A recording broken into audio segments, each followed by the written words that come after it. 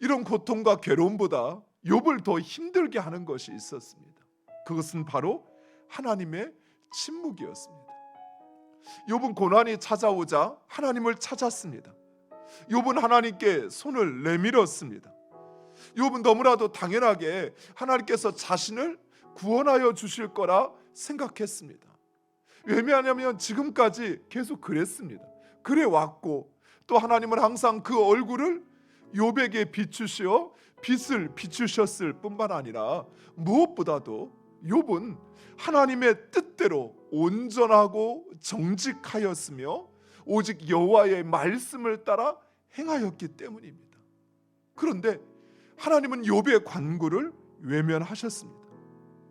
하나님은 욥에게 예기치 않은 고난을 주셨을 뿐만 아니라 욥의 간구에도 침묵하였던 것입니다.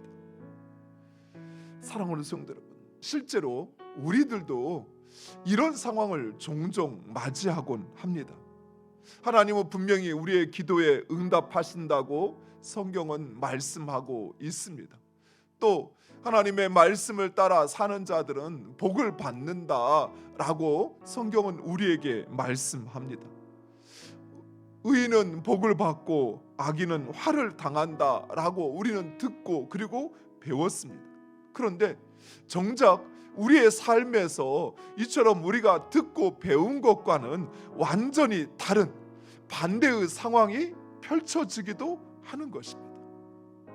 오히려 의인은 어려움을 당하는데 악인은 악을 행하고도 멀쩡하거나 오히려 형통하기까지 합니다.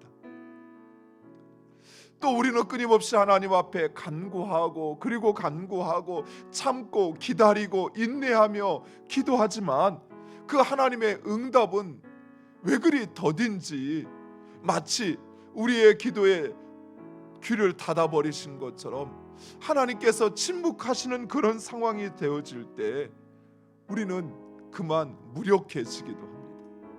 우리의 그 인내의 수고와 그 모든 것이 무가치한 것처럼 여겨질 때가 있습니다.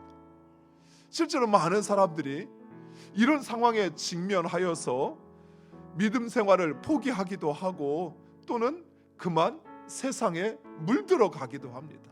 그래, 이렇게 살아봤자 무슨 의미가 있어? 이렇게 한들 누가 알아주기라도 하나? 라는 생각에 그만 그 삶을, 하나님의 말씀 가운데 살아가는 그 삶을 그만 포기해버리는 것입니다.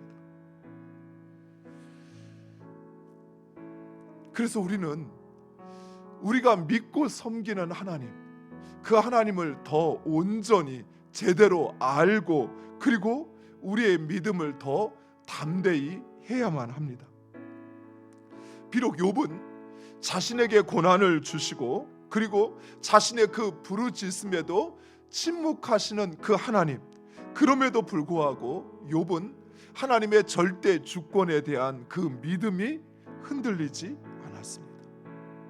욥은 지금까지의 그 고백과 친구들과의 논쟁 가운데서 하나님 왜 나에게 이런 고난을 주십니까? 하며 그 이유를 묻지 않았습니다.